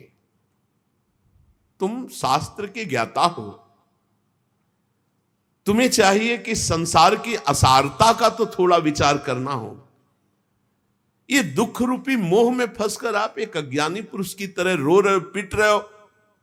पिताजी, क्या शास्त्रों में नहीं पढ़ा पुत्र किसका, धन किसका, पत्नी किसकी, शरीर किसका? ये मोह के कारण अज्ञानी जन रात दिन दीपक की तरह जल रहे। पिताजी, ना सुख इंद्र को है, ना चक्रवर्ती राजा को है। सुख है तो एकांत में भगवान का भजन करने वाले को है। ये देखो गोकर्ण, ये मुंचा ज्ञानम प्रजारूपम मोह तो नरके गति। ये नरक जाने वाली बात, पुत्र के मोह में फंस करके आप छोड़ो इसे, आपका शरीर नष्ट हो जाएगा। इसलिए मेरी प्रार्थना मानो, आज से निकलो घर से और वन में जाओ, भगवान का चिंतन करते हुए जीवन व्यतीत करो। गोकर्ण जी के वचन सुनकर आत्मदेव वन में जाने के लिए तैयार हो गए। उनका बेटा, आज तक तो कभी वन में तपस्या भजन किया नहीं, बड़ा शरीर से राग है, क्या करूं, कैसे भगवत प्राप्ति करूं? तो देहे स्थिमांसि रुधिरे भिमतिम त्यजत्वम जाया सुतादिषु सदा ममतां विमुंच पश्यानिशं जगदिदं क्षणभंग निष्ठं वैराग्य राग रसिको भव भक्ति निष्ठा धर्मं भजस्व सततं त्यज लोक धर्मान सेवस्व साधु पुरुषान् जहि काम तृष्णाम अन्यस्य दोष गुण चिंतन मासु मुक्त्वा सेवा कथा रसमहो नितराम पिबत्वम। संत समागम कभी व्यर्थ नहीं होता। देखो, संत समागम का फल है गोकर्ण जी। गोकर्ण जी ने कहा, पिताजी, जिस शरीर को आप मैं मान रहे हो, आप मैं नहीं हो। ये शरीर हड्डी मांस रुधिर का पिंड है, इसे आप मैं मानना छोड़ दें। आपकी स्त्री, आपका पुत्र, ये कभी आप मत माने। ये आपके नहीं थे, न पहले और न बाद में, बीच में भास रहे कि आपके हैं। ये संसार रात दिन नाश को प्राप्त हो रहा है, क्षण भंगुर है। किसी भी कोई वस्तु में ममता मत करो, यहां कुछ स्थायी नहीं है, सब नष्ट होने वाला है। बस एकमात्र वैराग्य रस के रसिक होकर भगवान की भक्ति में लग जाओ। कैसे भक्ति करे? धर्मम भजस्व सततम, सदैव धर्म का भजन करो। कौन सा धर्म? बोले त्यज लोक धर्मान, लोक धर्म का त्याग करके भागवत धर्म का आश्रय लो। भागवत धर्म का आश्रय कैसे प्राप्त होगा? बोले सेवस्व साधु पुरुषान, सदैव संत पुरुषों का संग करो, उनकी सेवा करो। उनके संग से, उनके वचनों से, उनकी कृपा से तुम्हारे हृदय में भागवत धर्म का परिचय जागृत हो जाएगा, तुम महाभागवत हो जाओगे। पर संतों का सेवन करने के लिए जो सबसे बड़ा दोष है, काम और तृष्णा, ये नई संतों के पास टिकने देती। इसलिए जही काम तृष्णाम, कामना और भोगे हुए भोगों को जो भोगने की इच्छा, तृष्णा, इनका त्याग करके संत संग करो। और जब संत संग होने लगे तो सावधान हो जाओ। अन्यस्य दोष गुण चिंतन मासु मुक्त्वा, दूसरे के गुण दोषों का चिंतन न करके श्री भगवान का चिंतन करे, भगवान की सेवा करे, भगवान की कथा लीला सुने, तो उसको नित्य भगवत धाम की प्राप्ति हो जाती। हे पिताजी, शरीर से मैंपन छोड़ दीजिए और शरीर संबंधियों से मेरापन छोड़ दीजिए और भागवत धर्म का आश्रय लेकर संत समागम कीजिए। सदैव संतों की सेवा, भगवत सेवा, नाम जप, लीला कथा, श्रवण गायन, इसी से भगवत प्राप्ति हो जाएगी। बस उसी समय गोकर्ण को मन से प्रणाम करके कि भगवान गुरु रूप से इसी रूप में आकर मुझे उपदेश दे रहे हैं, उसी समय आत्मदेव जी ने तो घर छोड़ दिया और वन की यात्रा की। 60 वर्ष की आयु हो चुकी थी, पर ज्ञान था शास्त्रों का। बड़ी निष्ठा से अपनी बुद्धि को समेटा संसार से और रात दिन भगवान के चिंतन में लगा दिया। भगवान के चिंतन और भागवत के 10वें स्कंद का रोज पाठ पूरा, जो भागवत का 10वां स्कंद श्री कृष्ण लीला चरित्र से भरा हुआ है, पूरा पाठ और निरंतर नाम जप, इसके प्रभाव से श्री कृष्णचंद्र की प्राप्ति हुई गोकर्ण जी के उपदेश से आत्मदेव की। अब जब पिता वन को चले गए तो और छूट, वैसे मानता तो था ही नहीं, पर और छूट हो गई। अब धुंधकारी ने उठाई लाठी डंडा, जो धुंधुली की डट के पिटाई की और कहा, बता धन कहाँ है? अब जितना धन था तो सब ले गए। फिर जलती हुई लकड़ी, लुकाठी, उससे बता धन कहां है? किसी तरह वो छूट पाई तो भागते हुए जाकर कुएं में गिरकर अपने शरीर को नष्ट कर दिया कि रोज की पिटाई से अच्छा एक बार दुर्गति को प्राप्त हुई। धुंधुली दुर्गति को प्राप्त हुई, पति आत्मदेव श्री कृष्णचंद्र को प्राप्त हुई। योगनिष्ठ गोकर्ण जी ने जब देखा कि धुंधकारी का आतंक बढ़ रहा है तो उन्होंने छोड़ दिया। जो ज्ञानी पुरुष होते प्रपंच नहीं स्वीकार करते, उनको कोई सुख दुख इससे नहीं, उदासीन भाव से तीर्थ यात्रा को निकल गए। धुंधकारी ने 5 वैश्याओं को अपने संग में रखा, सब नौजवान वैश्याएं। अब उनके लिए पशुओं का मांस चोरी करके उनकी मनोकामनाएं पूरी करना। बुद्धि भ्रष्ट थी, आचरण भ्रष्ट थे, क्रूर कर्मा। एक दिन उन वैश्याओं ने कहा कि हमको तो हार नहीं पहनाया आज तक, कामना होती है। अब 5 को हार लाने के लिए तो बहुत रुपया चाहिए, मौत की भी उसको कोई भय नहीं रह गई थी। वो जिसको देखता काट करके जो मिलता धन एकत्रित करके 5 के लिए सुंदर आभूषण हार। अब हिंसा में उतरा जो, तो उसके लिए क्या। स्त्रियों ने सोचा कि ये नित्य नवीन चोरी करता है, आज हमने हार के लिए कहा तो 5 के लिए व्यवस्था कर दिया, पकड़ा जाएगा। जब ये पकड़ा जाएगा तो राजा इसे फांसी देंगे, तो हमको भी 5 को फांसी मिलेगी। मरना तो है ही है ना इसे। 5 ने विचार किया मरना तो है ही, राजा फांसी देगा तो हम ही फांसी दे देती है, तो कम से कम हम तो बच जाएंगी। बुरे कर्म का बुरा ही परिणाम होता है, कुछ भी कोई कर ले। धुंधुली कुएं में शरीर त्याग करके दुर्गति को प्राप्त हुई। ये जब जिन वैश्याओं के लिए प्राणों की बाजी लगा करके सब कुछ ला रहा, जानते उनका प्लान क्या बना कि ये चोरी करता है, पकड़ा जाएगा, फांसी की सजा होगी, मारा ही जाएगा, और जब ये पकड़ा जाएगा तो हम भी पकड़ी जाएंगी, तो फांसी की सजा इसको होगी, तो वही हम दे देती है, तो हम तो बच जाएंगी और सारा धन लेके रात्रि में निकल लेंगी 5 ने गुप्त रूप से ऐसा संकल्प बना लिया।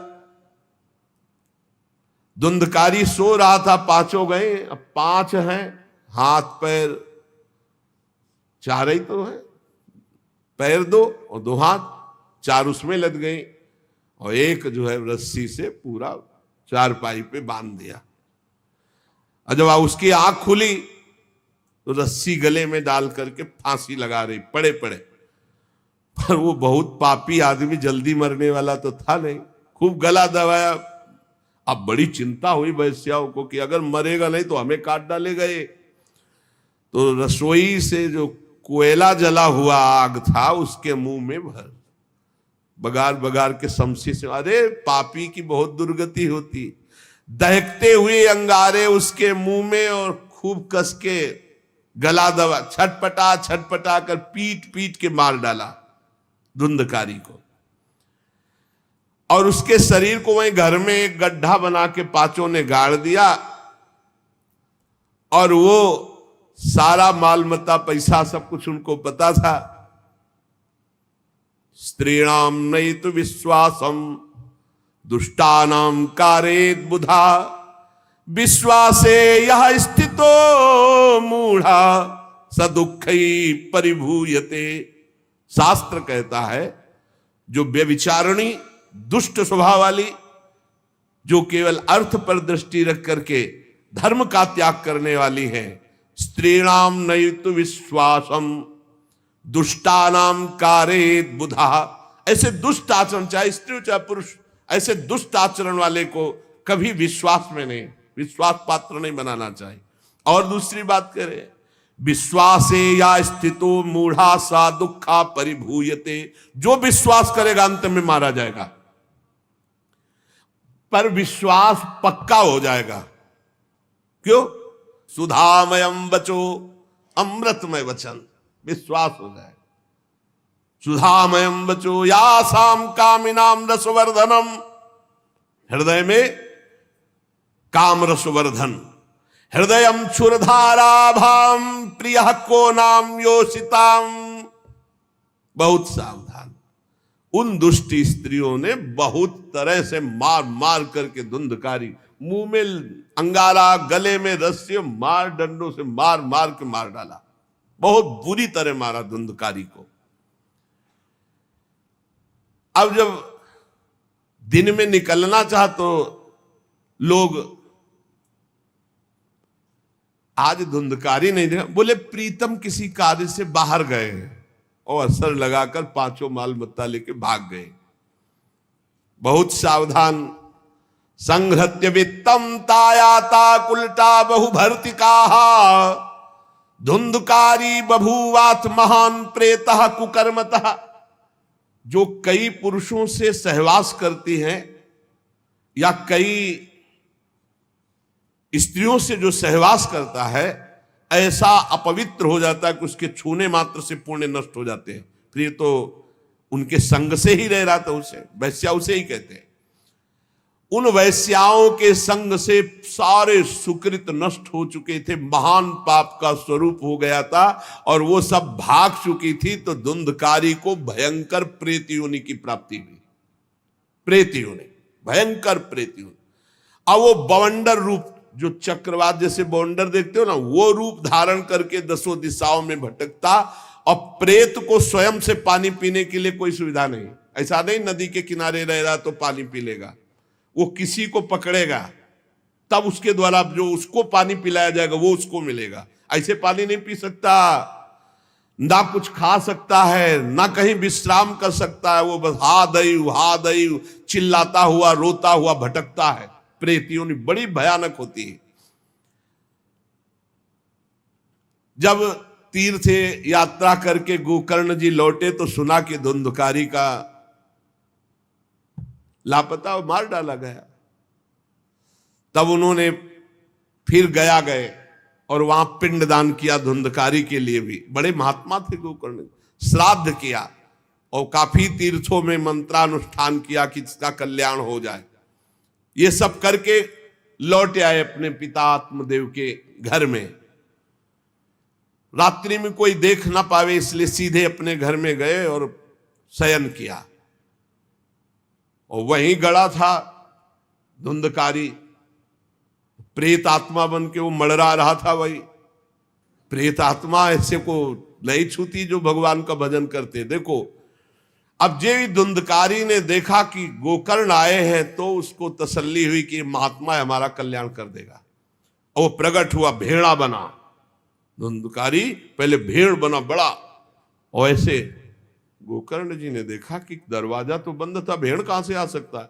तुरंत भैंसा बन गया, तुरंत इंद्र रूप धारण कर लिया, भयावा प्रिय, ऐसे कई रूप बदल। तब उन्होंने कहा ये विपरीत अवस्था, इसका मतलब ये प्रेत है। क्योंकि ऐसी विपरीत निंदनीय और बंदनीय दोनों रूप धारण कर रहा है, दुर्गति को प्राप्त हुआ प्रेत आत्मा है। वो डरने वाले तो थे नहीं, ज्ञानी महात्मा थे। गोकर्ण ने कहा कस्तो मुग्र तरो रात्रौ कुतो यातो दशामिमाम किंवा प्रेता पिशाचो वा राक्षसो शीत संसना। कौन है तू?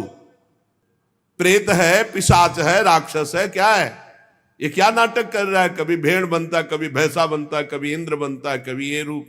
कौन है तू? ये अधोगति को प्राप्त कैसे हुआ तू? गोकर्ण जी डरे नहीं। अगर सच्चा महात्मा न हो तब तो भयभीत हो जाए। गोकर्ण जी सच्चे महात्मा है। अब वो चिल्ला चिल्ला के केवल रो रहा, एक शब्द भी नहीं बोल पा रहा। तो गोकर्ण जी समझ गए अधिक पाप होने के कारण ये बोल नहीं सकता। तब अंजलि में जल लिया और कई मंत्रों का जाप किया और फिर उसके ऊपर फेंका। जे भी फेंका तब बोल पाया, भैया मैं आपका भाई धुंधकारी हूं, बचा लो, मेरी भारी दुर्गति हो गई। मैं तुम्हारा भाई हूं, मैं धुंधकारी हूं। अब मुझे बहुत कष्ट हो रहा, पश्चाताप हो रहा, मैंने सब कुछ नष्ट कर दिया, धर्म भ्रष्ट पापाचारी। अब मेरी बड़ी दुर्गति है। उन उल्टा वैश्याओं ने मुझे तड़पा तड़पा करके मारा है। मैं कुछ कर नहीं सकता इस समय। ऐसा थोड़ी कि प्रेत है जिसको चाहे पटक दे, ऐसा नहीं है, ऐसा विधान नहीं। पहले वैश्याओं को मारता जाके, मैं कुछ कर नहीं सकता। प्रेत योनि में पड़कर दुर्दशा भोग रहा हूं। अब दैववश केवल वायु से जीवित हूं, बहुत प्यासा हूं, भूखा हूं, पर नहीं खा सकता, नहीं पी सकता। आप दया समुद्र भैया मेरा उद्धार करो। गोकर्ण ने कहा कि तुम्हारा उद्धार तो हो जाना चाहिए। तुम्हारे लिए तो मैं गया में गया, वहां श्राद्ध दिया, तीर्थों में भी अनुष्ठान किया, फिर तुम्हारा प्रेत योनि से उद्धार कैसे नहीं हुआ? तो उनका भैया एक दो बार गया श्राद्ध से मेरा कुछ नहीं होने वाला, बहुत पापी हूं, बहुत बड़े बड़े पाप किए हैं। कोई दूसरा उपाय सोचो। छोटे मोटे पिंडदान से, दान पुण्य से मेरा उद्धार होने वाला नहीं, बहुत स्टॉक है हमारे पाप का। तुमको हम बताएं, सैकड़ों बार गया श्राद्ध करो तो भी मेरा कल्याण नहीं हो सकता, ऐसा मैं पापी हूं। कोई दूसरा उपाय सोचो। गोकर्ण जी ने कहा सैकड़ों गया श्राद्ध से तुम्हारी मुक्ति नहीं हो सकती, तो तुम्हारी मुक्ति असंभव है। कहा भैया मैं तुम्हारे चरणों में पड़ा हूं, मुझे मेरा उद्धार करो। तो कहा ठीक है, तुम अभी इस घर से निकलो, कहीं और रहो, हम जब तुम्हें बुलाएं तब आ जाना, जाओ हटाओ, हमारे इस घर से हटो। हटा दिया उनको। गोकर्ण जी की आज्ञा पाकर धुंधकारी बाहर भटक रहा है। रात भर विचार किया कि इसका कल्याण कैसे होगा, जब सैकड़ों गया श्राद्ध से कह रहा उद्धार नहीं होगा। अब जब प्रातः काल हुआ, दरवाजा खुला तो बहुत से विज्ञजन आकर के गोकर्ण जी से मिले। गोकर्ण ने सबसे सलाह की कि क्या हो सकता है, ऐसे ऐसे स्त्रियों ने उनको मारा और वो प्रेत योनि को प्राप्त हुए। जो लोग विद्वान थे, योगनिष्ठ थे, वेदज्ञ थे, उन्होंने कई शास्त्र पाठ आदि की बातें बताई, सबने, पर सही उत्तर नहीं मिला। गोकर्ण जी महान तपस्वी थे। गोकर्ण जी ने प्रातःकाल स्नान करके अर्घ दे रहे थे, बोले औरों से क्या पूछना, सीधे सूर्य भगवान से पूछे। मंत्र का उच्चारण करते हुए सूर्य भगवान को स्थगित कर दिया, रोक दिया। बहुत बड़ी मंत्रों में तथा सर्वै सूर्य वाक्यम तन्मुक्तो स्थापितम परम गोकर्णा स्तंभनम चक्रे सूर्य वेगस्य वै, तथा सूर्य की गति को रोक दिया। और तुभ्यम नमो जगत साक्षिन ब्रूहि में मुक्ति हेतुकम। अब हम किससे पूछे, आप ही बताओ। हे जगत साक्षी भगवान सूर्य, धुंधकारी का उद्धार कैसे हो सकता है? आप कृपा करके बताइए कि धुंधकारी की मुक्ति कैसे हो सकती। गोकर्ण की प्रार्थना सुनकर भगवान सूर्यदेव ने कहा, श्रीमद् भागवत महापुराण नियम पूर्वक सुनाओ, निश्चित उसकी मुक्ति हो जाएगी। सप्ताह परायण 7 दिन में पूरी भागवत श्लोक सहित। सूर्य भगवान की आज्ञा सबने सुनी, गोकर्ण जी ने भी सुनी। बहुत सरल उपाय। गोकर्ण जी ने निश्चय किया, मैं स्वयं सुनाऊंगा और उसका उद्धार करूंगा। अब तो कथा का समय निश्चित किया। बहुत से लोग कथा सुनने के लिए वहां पहुंचे। जब सुना कि भगवान की कथा सब पापों का नाश कर देती है, तो बहुत से लोग, पापी पुण्यात्मा जो भी, सबको बैठने की उचित व्यवस्था की गई। एक 7 गांठ का बांस जो सीधा था, आवाहन किया धुंधकारी का और कहा इस पे बैठ जा, तू भी कथा सुन। तो सीधे 7 गांठ के बांस पर धुंधकारी जाकर के बैठ गया, छिद्र में वायु रूप होकर, क्योंकि बाहर कहीं स्थित नहीं रह सकता, चलायमान तो बैठना है। गोकर्ण जी ने एक वैष्णव को मुख्य श्रोता बनाया और प्रथम स्कंद से स्पष्ट स्वर में कथा सुनानी प्रारंभ की, श्लोक और अर्थ। सायंकाल को विश्राम दिया तो एक बड़ी विचित्र बात हुई। सभासदों के देखते देखते एक बांस में तड़ तड़ की आवाज हुई, एक गांठ फट गई। दूसरे दिन कथा हुई, दूसरी गांठ, तीसरे दिन तीसरी गांठ, 7 दिनों में 7 गांठें फाड़ करके धुंधकारी परम पवित्र दिव्य रूप, भगवत पार्षद रूप धारण करके प्रकट हो गया। धुंधकारी का श्याम वर्ण पीतांबर धारण के, तुलसी की माला, सिर पर मनोहर मुकुट, कानों में कमनी कुंडल, सामने आकर गोकर्ण को प्रणाम किया और कहा, भाई अब मैं भगवत पार्षद बन गया, प्रेत योनि से मुक्त। 7 दिन में भयंकर पापात्मा धुंधकारी श्री भगवान की चर्चा सुनने के कारण भगवत स्वरूप हो गया। ओहो, कितना प्रेत पीड़ा मैं सह रहा था, एकमात्र श्री कृष्णचंद्र जी की लीला कथा सुनने मात्र से मैं भगवत स्वरूप हो गया हूं। भैया मैं कैसे आपका उपकार करूं? मैं निंदनीय से निंदनीय पाप कर्म करने वाला कैसा उज्जवल स्वरूप प्राप्त कर लिया। भला मोह पूर्वक लालन पालन करने वाले शरीर को जो हष्ट पुष्ट करते हैं, उन्होंने भगवान का नाम जप नहीं किया, चर्चा नहीं सुनी, तो जीवन किस काम का? इसके पोषण के लिए पाप कर्म कर रहे हो। और वृद्धावस्था आने वाली परिणाम में दुख, रोगों का दुख, भोगों की कामना का दुख, क्या क्या दुख, इसकी क्या गति होगी? गाड़ दिया जाएगा या जला दिया जाएगा। ऐसे मनुष्य शरीर को प्राप्त करके भगवत प्राप्ति नहीं की तो जीवन व्यर्थ चला गया।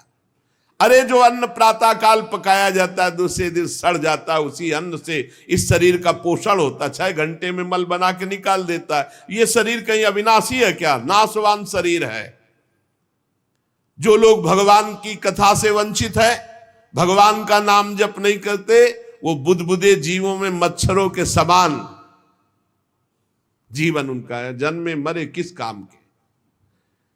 भला देखो, जिस बांस में मैं बैठा था तो बांस की गांठ फट गई, क्या भगवान की कथा सुनने पर चित्त की गांठ नहीं नष्ट हो जाएगी? जड़ चेतन की ग्रंथ। इसलिए धन्य है वो जो भगवान की कथा सुनने में अपना समय व्यतीत करते हैं। धुंधकारी ऐसी बातें कह रहा था, सबने देखा जय घोष करते हुए नमो नमः नमो नमः, और एक दिव्य विमान आया। भगवान वैकुंठ नाथ के पार्षद, मंडलाकार तेजो में विमान, और सबके देखते देखते कहा धुंधकारी आओ, और वो दिव्य पार्षद रूप विमान पे चढ़ा। जब विमान पे चढ़ के जाने लगा तो गोकर्ण जी ने रोक दिया, रुको, ये क्या? कथा तो शास्त्रों लोगों ने सुनी, तो आपको शास्त्रों विमान लाना चाहिए और सबको बैठाल कर ले जाना चाहिए, क्योंकि हमारे सुनाने में कोई भेद नहीं था और ये सुन भी सब ध्यान से रहे थे। तो भगवत पार्षदों ने कहा आपके सुनाने में कोई भेद नहीं था, पर सुनने में भेद हो गया है, श्रवण भेद हो गया। ये उपवास करके बिना कुछ खाए पिए रात दिन कथा का ही चिंतन करता रहा, मनन करता रहा, इसके कारण इनको भगवत पार्षद रूप मिला जा रहे। और ये कथा सुना भर है, मनन नहीं किया, मनन विषयों का हुआ, इसलिए विमान पे नहीं। ये निराहार रहकर 7 दिन में चर्चा सुनता और रात भर उसी का चिंतन करता, उसके प्रभाव से परम पद का अधिकारी हुआ। इसलिए जो मननहीन है, जिनको गुरुवचनों पर विश्वास नहीं है, जो कथा में चित्त की एकाग्रता नहीं है, वो फल भेद हो गया। वो भगवान के दिव्य धाम में एक बार में नहीं जा सकते। गोकर्ण जी आपको तो लेने के लिए स्वयं गोलोक बिहारी आएंगे, यूं कह करके विमान अंतर्ध्यान हो गया, अर्थात चले गए। गोकर्ण जी ने समस्त श्रोताओं से कहा बिना तुम्हें विमान में बैठा ले मुझे चैन नहीं। सावन के महीना में हम फिर अनुष्ठान करेंगे, सब लोग कथा सुनो और सच्चे नियम से रहो, उसका मनन करो। ऐसा ही किया, सब लोग उपवास करके अल्पाहार करके कथा सुने, और जे ही 7 दिन में कथा की समाप्ति हुई तो भगवान के बहुत से पार्षद विमान लेकर आए, और जितने कथा सुनने वाले थे सबको परम धाम ले गए। और भगवान ने गोकर्ण जी को स्वयं गोलोक बिहारी हृदय से लगाया। जे भी हृदय से लगाया तो गोकर्ण भगवत स्वरूप हो गए। वही किरीट श्यामवर पीतांबर धारण किए हुए, कुंडल आदि से विभूषित। यहां तक कहते हैं कि उस कथा में सुनने में जो कुत्ते भी बैठे थे, वो भी गोकर्ण जी की दृष्टि पड़ने पर विमान पर बैठकर भगवत धाम को गए।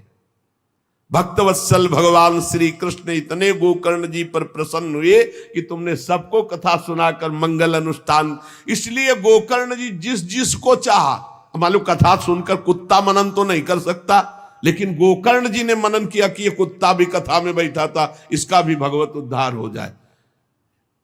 ये आप इसीलिए आसपास जो है जीव जंतु सब भगवत स्वरूप हो जाते हैं।